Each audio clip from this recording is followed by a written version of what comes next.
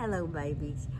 You know Mimzie just loves a good silly book, and it's a good silly Christmas book, The Candy Cane Fiasco. That sounds like a good silly Christmas book. Now, for my most perfect sound of the day already, just listen.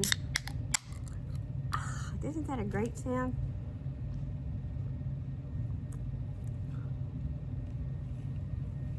That's right. You know, teaching middle school is a whole lot. If you've ever taught middle school, 7th grade is the most specialist ever. But we're going to read this book for the babies, The Candy Cane Fiasco. I do not have permission to read this book. I'm not making any money to read this book. If you want to go buy this book, you go on the Amazon and buy it. Because I'm sure they would love for you to buy a copy of their book. Oh, it's a Mimzie. Oh, I love it already. My gram gives me a candy cane, and that's when things get tricky. Oh, I can see where this is going already. Now, from my toes up to my nose, I am a wee bit sticky. I can see that that's a problem. I'm strolling through the living room. My dog comes running by. She stops and jumps up on my leg and sticks right to my thigh. That puppy dog should not have been jumping on her leg or humping or any of those things with her leg. And now we a mess. That's a cute little puppy dog, though, isn't it? Look at that little face. Oh, that looks kind of schnauzery, doesn't it? You know Mimzie loves a schnauzer. I plop upon a big soft chair. It sticks right to my bum. Oh, her mess gets bigger and bigger. The cat comes over for a rub, and she sticks to my thumb. Now we got the felines involved. I jump up, swaying side to side. The tree goes tumbling down. It sticks like glue onto my feet and almost knocks me down. Oh, no. That is a hot mess. That puppy dog hanging on for dear life. Although I guess he's not hanging on. He's stuck like Chuck. I end up soaring through the room with cat, dog, chair, and tree. I can't believe the tree is now dressed up and wearing me. I guess the tree is wearing her now.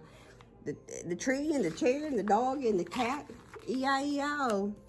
I never thought that I'd end up as my tree's decoration. It's not the Christmas that I planned and not a fun vacation.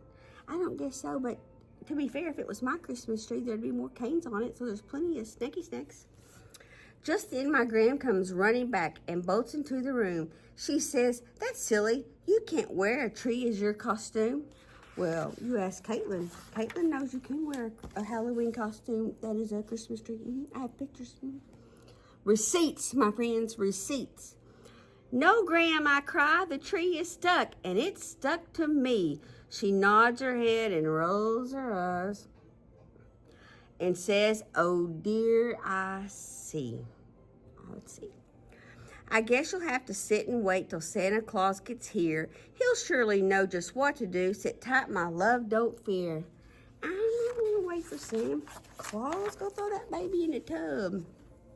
I sit there waiting patiently. He'll rescue me, I reckon. I wait there for 11 hours, 5 minutes, and 1 second. Oh my gosh, I got things to do. When Santa finally does arrive, he rushes to the tree. He tries to help. Oh no, but now he's stuck right next to me.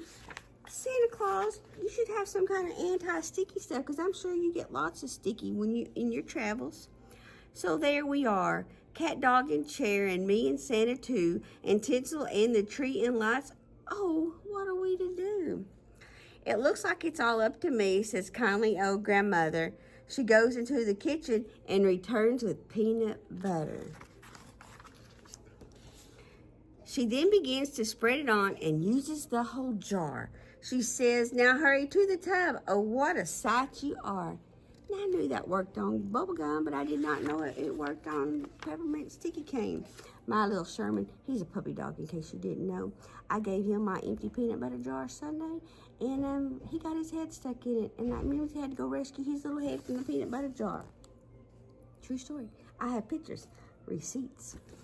We line up in the hallway just outside the bathroom door. We're dripping peanut butter on the wooden hallway floor. Oh, look. Grandmother's giving the little puppy dog a bath. Puppy. Oh, look, it looks like my little Georgia Belle. That little tongue hanging out.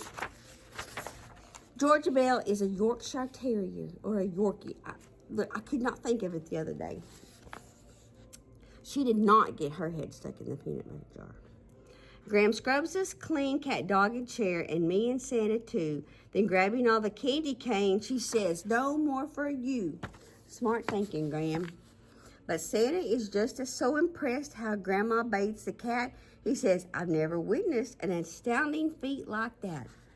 Yeah, you don't wash cats too often. You don't walk them in the park. Yesterday, you don't walk cats in the park on leashes typically either. But yesterday, I did see somebody walking their cat on a leash in the park. And I said, ooh, I'm admiring your skills. And she looked at me and I thought it was crazy. I was just admiring her skills. Dear Graham, I never would have known that you have magic powers. Would you and your granddaughter like to fly a few hours? Sign me up. The team is full of magic, but we cannot wash a cat. We'd love to have someone aboard who's magical like that. Grandma with her cat washing booty gets to go on the ride of a lifetime. Look at that. And away we go. Who would have thought a candy cane and bath for our dear kitty would be the reason we end up so high above the city. Right now in my city, you can take helicopter rides.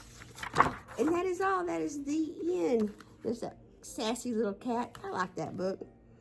And I like candy canes. I like to put my candy canes in my hot chocolate. Well, I hope y'all have a great day.